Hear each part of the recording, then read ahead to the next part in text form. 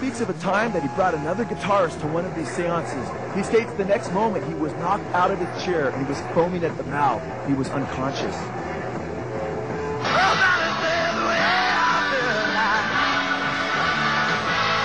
Joe Cocker, like many other rock artists, has admitted that when he performs, something seizes control of his body.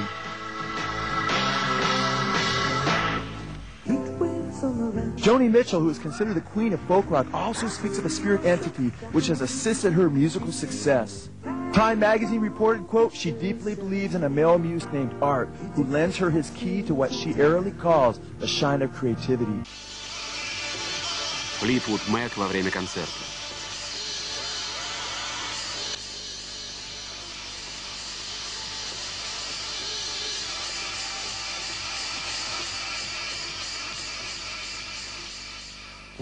Что происходит с этим человеком? Я не знаю, как это объяснить. Я не могу контролировать себя на сцене. Думаю, никто из рок-музыкантов не может контролировать себя. Не знаю, как это объяснить, но я уже не владею собой. Такое ощущение, что я могу кого-то убить. The punk rock band Suicidal Tendencies in their song Possessed state, quote, I'm a prisoner of a demon. This must be my punishment for selling my soul.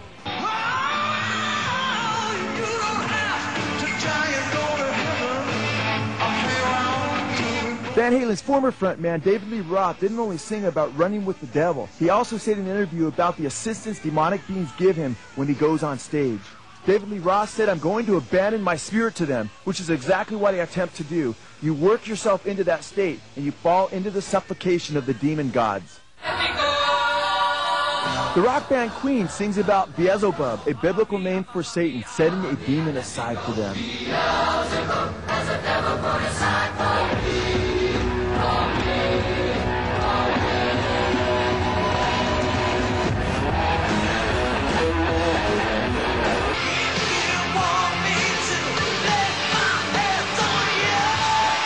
Bon Jovi has admitted, I'd kill my mother for rock and roll. I would sell my soul. In fact, Bon Jovi states, quote, when I was a boy, the devil took me by the hand, took me from my home. I'm going down, down, down.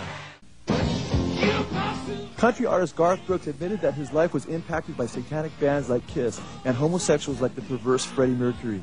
Well, that's because of the thing that I've said 100 times. When I went to concerts, my whole thing was hoping that for 1 second that Freddie Mercury from Queen would look at me, and I could look at him and go, man, you don't know what your music has done for me, and I'll look. Freddie Mercury sang in Bohemian Rhapsody that Satan or Beelzebub had a demon set aside for him. Garth Brooks nearly committed suicide from torment of a demon. Brooks has stated that he has wielded such power over his audiences that he knows if he wanted to, he could get them to put their hands on the hot stage lights and burn them. Sadly, Garth Brooks has influenced his fan base with themes of sexual immorality and alcohol abuse. Music is the vehicle for the magic of healing, and the music of supernatural was assigned and designed to bring unity and harmony. Santana actually admitted that he is being used by a spirit that identified itself as Metatron. Metatron has been associated with the eye in the triangle in occult history. In occultist Aleister Crowley's teaching, the eye in the triangle represents Satan himself. Santana stated, quote, I know it sounds new age, but in my meditation, this entity, which is called Metatron, he said, we want to hook you back to the radio airwave frequency. We want to reach junior high schools, and universities. Once you reach them, because we are going to connect you with the best artists of the day, then we want you to present them with a new menu. Let them know that they themselves are multidimensional spirits with enormous possibilities and opportunities. We want you to present them with a new form of existence that transcends religion, politics, or the modus operandi of education today. This country was founded with the Bible in one hand and guns in the other. Carlos Santana said that these spirits, which as we shall see in a little bit, were actually devils, had supernaturally brought different musicians to him and worked in the musical arena to bring them all together for this Landside album appropriately called Supernatural. Santana said, I heard this entity wanted me to know I would be hooked up with the right writers, musicians, and producers for the purpose of reaching high school and college kids, so my inner instructions were clear. He said that Eric Clapton wanted to know if he could play on the album. He said all the people who played on the record said that they had heard my music before I called them, or that I appeared to them in dreams or something. Santana said they knew what was coming before they got the call. Eminem admitted, I'd be lying if I said I didn't think I was a role model to kids. He said that, quote, kids look at me like I'm a god. This is evidently true. Within a 24-hour period, Eminem pulled a gun on one man, then later on ended up pistol whipping another man. After he was arrested, a gang calling themselves the South Warren Street Kids wrote a 2-page letter to George Constance, the Warren City attorney. The South Warren Kids threatened to firebomb the city if Eminem was not released immediately. The South Warren Street Kids said that Eminem is our Christ and we party in his name. Rolling Stone magazine said that Eminem's violent acts are a scene worthy of Slim Shady. According to Spin magazine, Slim Shady is a spirit that Eminem made contact with. Apparently, Slim Shady is a spirit that Eminem channels. Eminem says of some of his fans, quote, they're into hurting themselves. They're cult people, devil worshippers, who say I'm right next to Satan in their thoughts.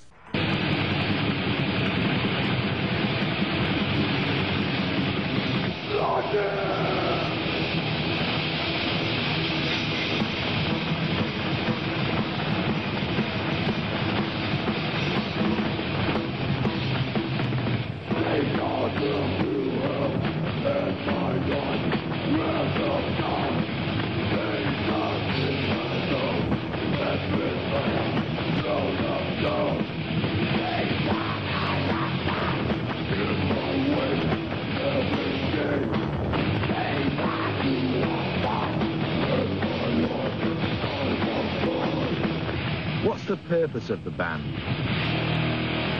To create the most evilest music and to gain entrance into the 7 gates of hell.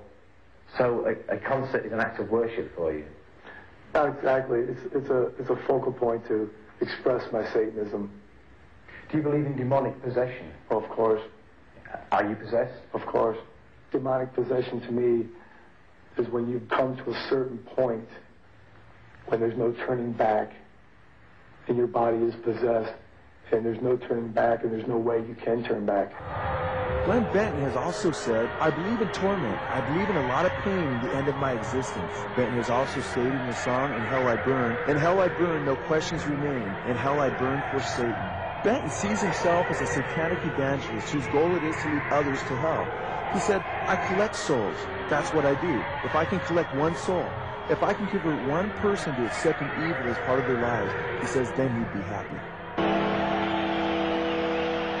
AC/DC's song, Hell's Bells, is Satan's quest to get the masses to join him in the eternal fires of hell.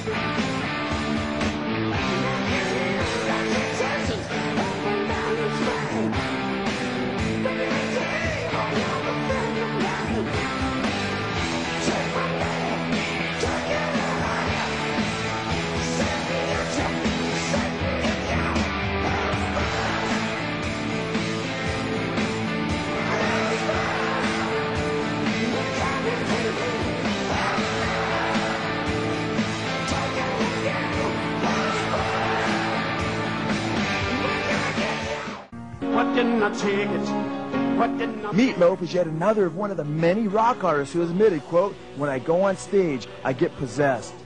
From all of this documentation, one gets the idea that if all the demons that were possessing all these different rock stars were cast out on the same day, the entire rock and roll industry would come tumbling down to the ground. Few people realize that Aleister Crowley is not only the father of modern Satanism, but the father of modern culture as well. Crowley, whose house overlooked Loch Ness and was bought by guitarist Jimmy Page, has for good reason also been called the other Loch Ness Monster.